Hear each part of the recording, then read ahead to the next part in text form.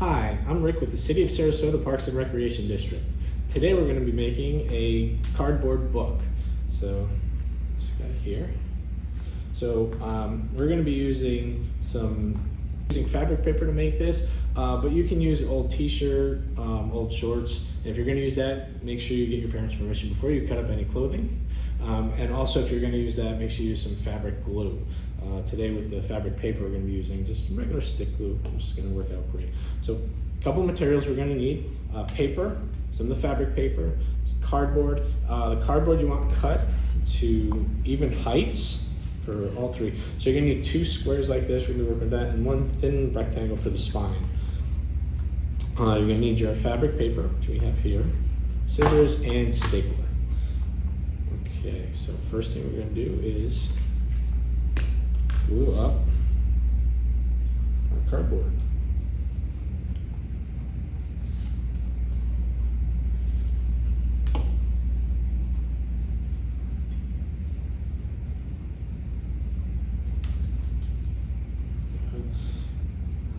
And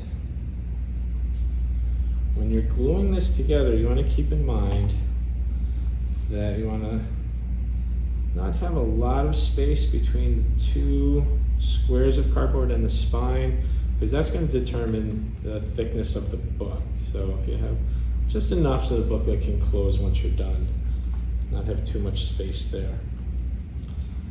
Okay, we're almost done. Right here.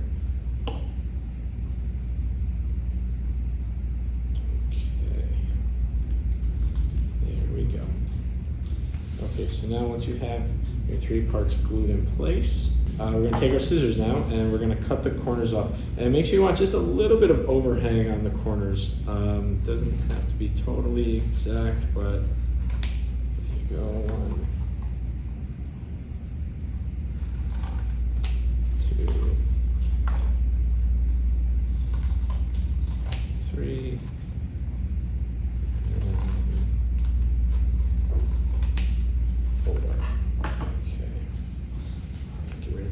Here, and now we're just going to glue the tops,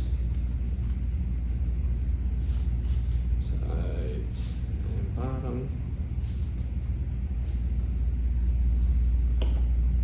Here we fold over each piece.